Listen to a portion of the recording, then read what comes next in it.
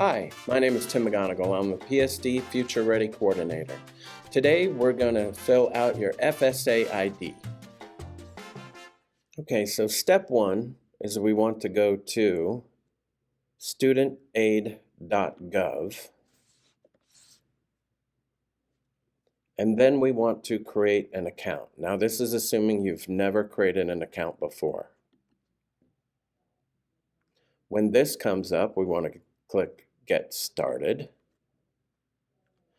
And then on the first screen, you see we have one of 7 screens. First thing we want to do is fill out our name, middle initial, last name, date of birth, social security number, exactly how they are on your ID card. After you fill that out, click Continue.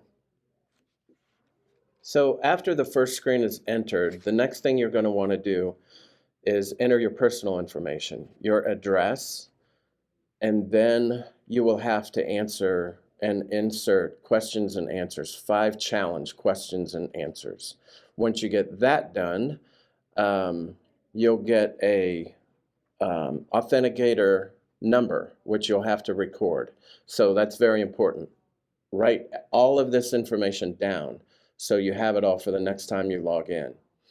And once you enter that, that's really all you have to do for your FSA ID. You'll wait 3 to 5 days for an email to come to your desktop, and then you'll do the next step, which is creating your FAFSA account.